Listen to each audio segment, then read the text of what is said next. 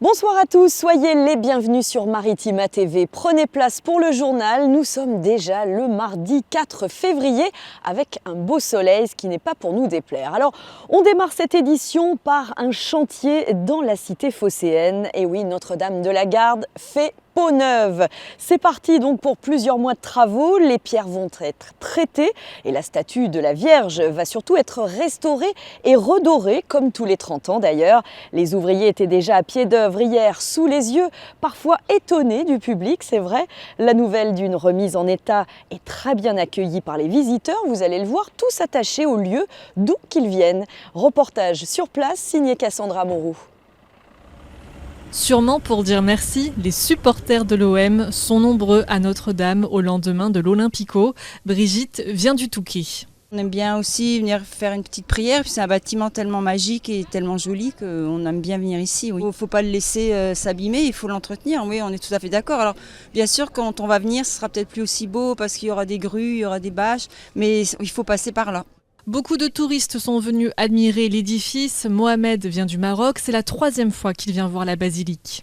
C'est très important de donner un autre look à Notre-Dame, de réhabiliter Notre-Dame, de lui donner un agrément pour les touristes, pour le côté religieux. C'est très bien pour les Marseillais et pour les touristes locaux. Geneviève a habité Marseille pendant 13 ans et c'est toujours la même émotion quand elle revient.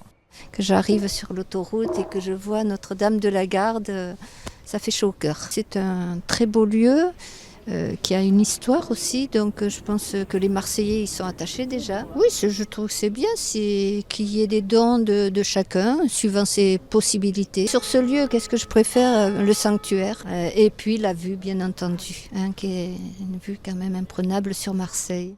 Les travaux de Notre-Dame de la Garde doivent se terminer en décembre. Mais qu'elle va être belle, cette bonne mère! Les derniers travaux sur l'édifice remontent à 2003. La crypte et la basilique avaient été restaurées. Les dockers au chapitre social continuent leur mobilisation après le blocage complet du grand port maritime de Marseille la semaine dernière. À l'appel de la CGT, c'était grève perlée aujourd'hui pour le maintien des avantages de la profession, comme la retraite anticipée à 60 ans, cumulée à la pénibilité du travail.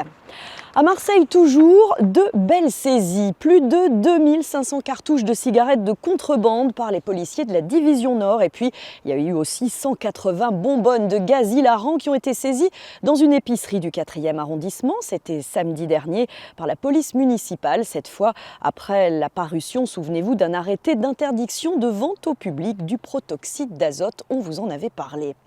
Lutte contre le narcotrafic. Le Sénat a adopté aujourd'hui même, presque à l'unanimité, une proposition de loi transpartisane. Elle prévoit notamment la création d'un parquet spécialisé et complète l'arsenal répressif contre le trafic de drogue. La ville de Marseille particulièrement impactée. Sachez que ce texte sera examiné à la mi-mars dans l'hémicycle. Habitat indigne de la prison ferme contre 2 propriétaires dans la cité phocéenne. 6 mois de prison ferme ont été requis contre les 2 propriétaires successifs d'un logement indigne. Un local d'une douzaine de mètres carrés au sous-sol d'un immeuble dont les toilettes étaient visibles des autres habitants.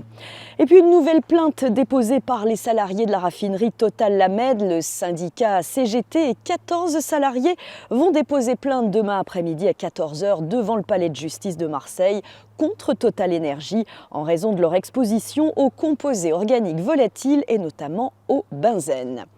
Et puis on poursuit ce journal avec le procès en appel des viols de Mazan qui se tiendra devant la cour d'assises du Gard à Nîmes. Ce sera du 6 octobre au 21 novembre. La date a été révélée cet après-midi. Dominique Pellicot, le principal accusé, condamné, souvenez-vous, à 20 ans de réclusion criminelle, sera seulement présent comme témoin, n'ayant pas fait appel, contrairement à 17 de ses 50 co-accusés, ces hommes qu'il avait recrutés sur Internet pour venir violer son épouse droguée aux anxiolytiques.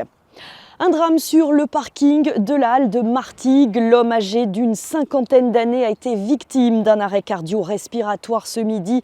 Malgré plusieurs tentatives, les 7 pompiers mobilisés sur place, les pompiers 13, ne sont pas parvenus à le réanimer.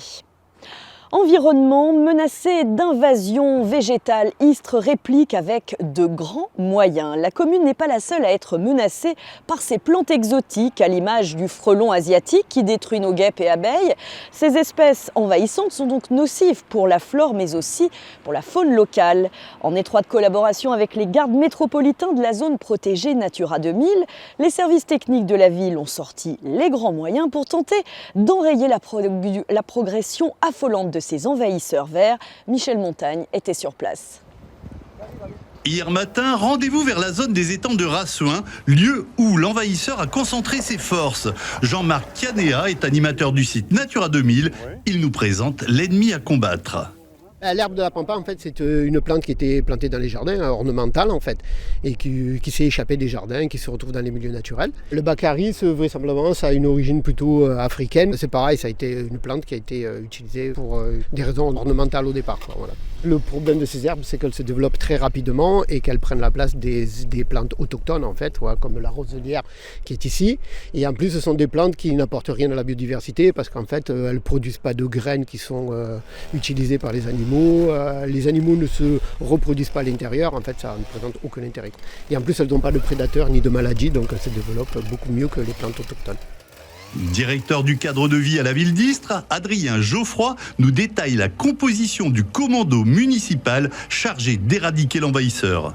Aujourd'hui, on avait une mini-pelle, un tractopelle, un broyeur et 5-6 personnes qui étaient dédiées à ce coup de poing pour pouvoir œuvrer conjointement. Alors, en fait, c'est la bonne époque pour nous d'intervenir. C'est un peu en ce moment où le niveau d'eau est le plus bas, où les espèces végétales ne sont pas en floraison, donc il n'y a pas de semences ou de dispersion. Et donc, en hiver ou en automne, c'est la période sur laquelle il faut intervenir. Le recours aux seuls engins mécaniques type tractopelle s'explique par le fait que la commune d'Istres se refuse à tout usage de produits phytosanitaires sur l'ensemble de son territoire.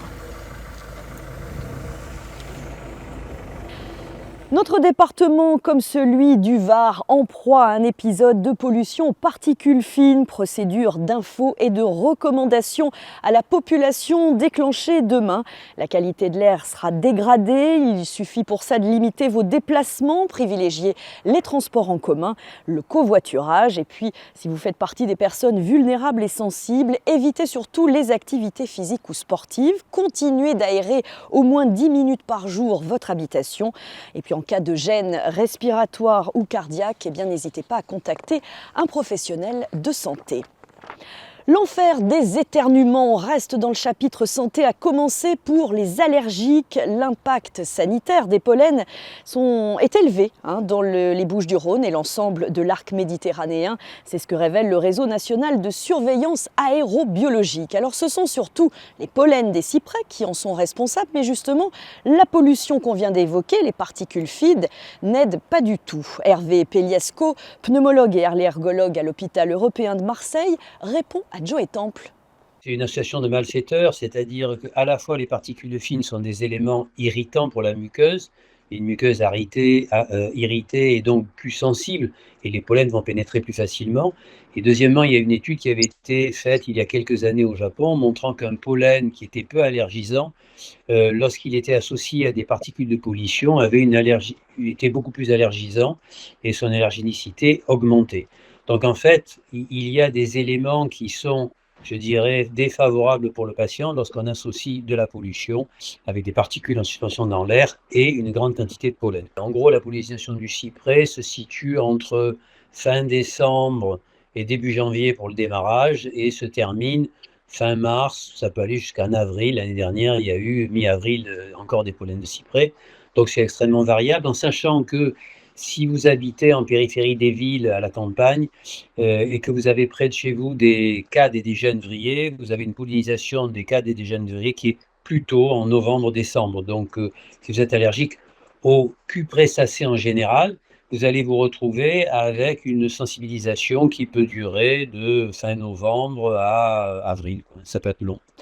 Et si jamais vous êtes dans le dur face à ces allergies, eh bien n'hésitez pas à mettre un masque lorsque vous sortez, lavez-vous le nez avec du sérum physiologique le matin et le soir, c'est simple, et puis utilisez des antihistaminiques. Des traitements par voie nasale couplés aux corticoïdes provoquent moins d'effets secondaires et permettent de passer un cap, c'est ce que nous assure le docteur Pelliasco que vous venez d'entendre à l'instant.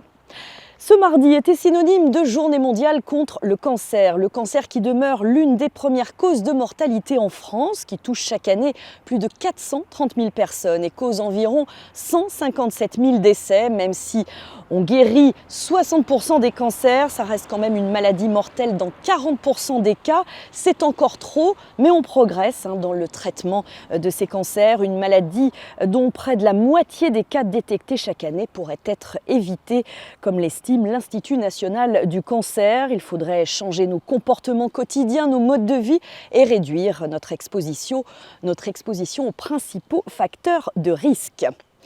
Demain, c'est journée portes ouvertes à la Croix-Rouge Compétences à Marseille. Rendez-vous pris dès 10h au Parc Eiffel dans le 14e arrondissement. Vous aurez l'occasion d'en savoir plus sur les formations dispensées et puis les métiers liés au domaine sanitaire, social et médico-social.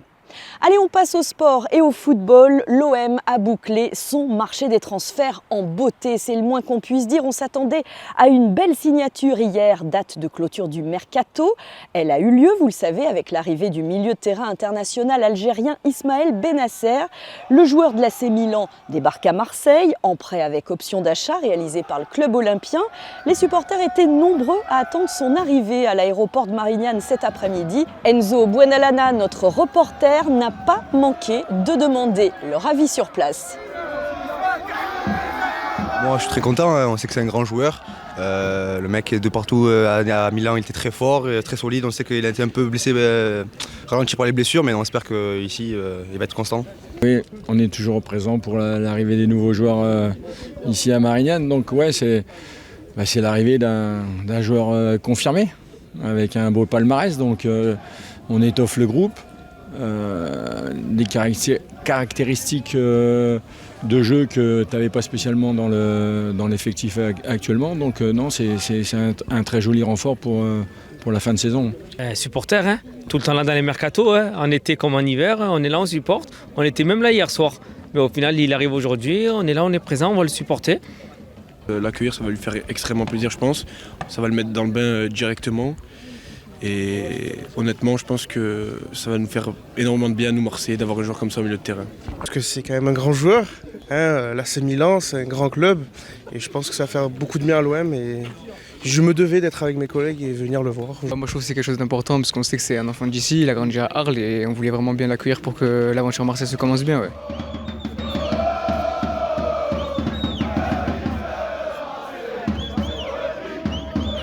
L'OM qui a également signé hier soir avec le jeune défenseur bosnien Amar Dedić, transfuge du Red Bull Salzbourg. Présentation officielle, elle avait lieu en conférence de presse cet après-midi à la commanderie.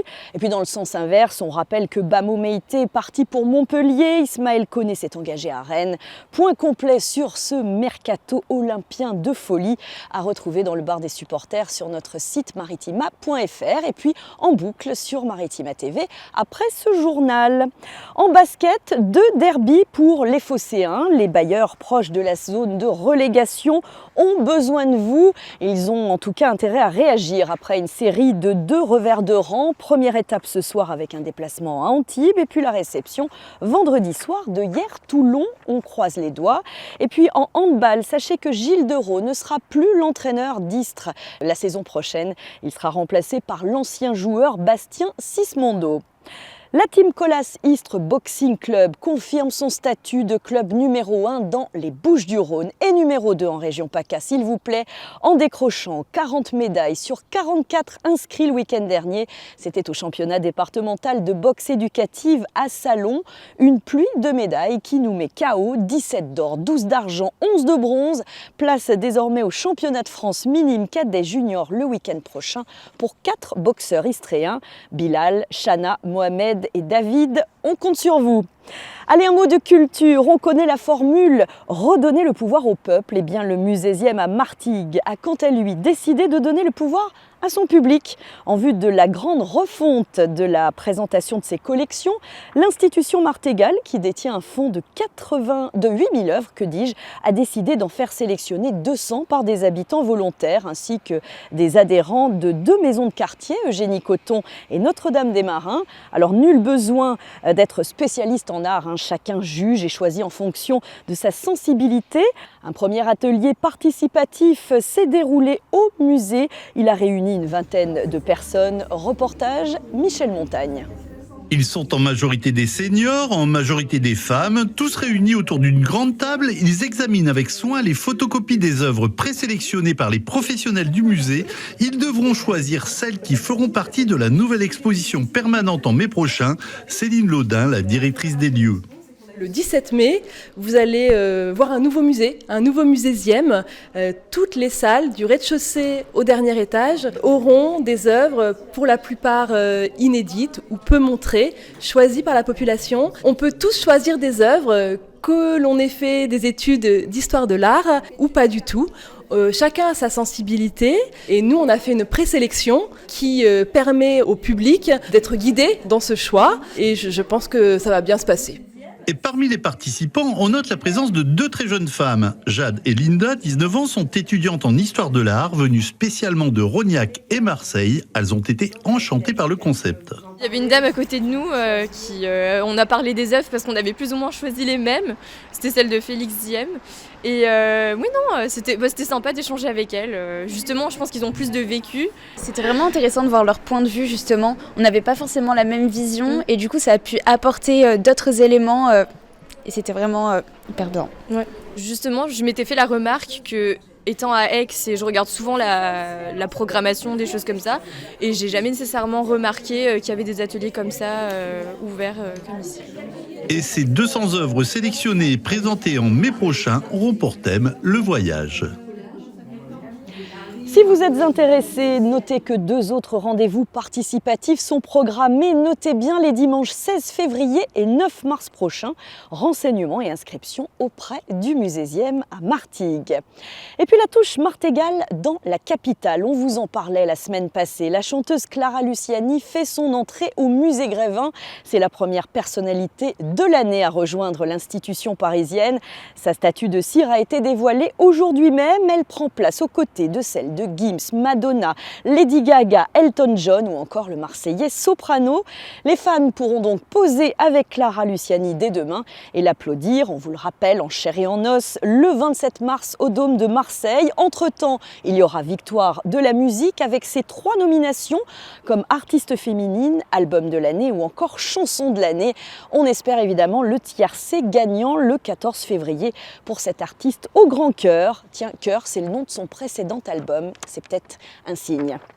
Et puis tapis rouge pour Juliette Binoche à Cannes en mai prochain. 40 ans très exactement après sa première apparition sur la Croisette, la comédienne sera la présidente du jury de la 78e édition du Festival de Cannes qui se déroulera du 13 au 24 mai. On suivra ça avec intérêt évidemment en étant à Provence Studio. Comment faire autrement?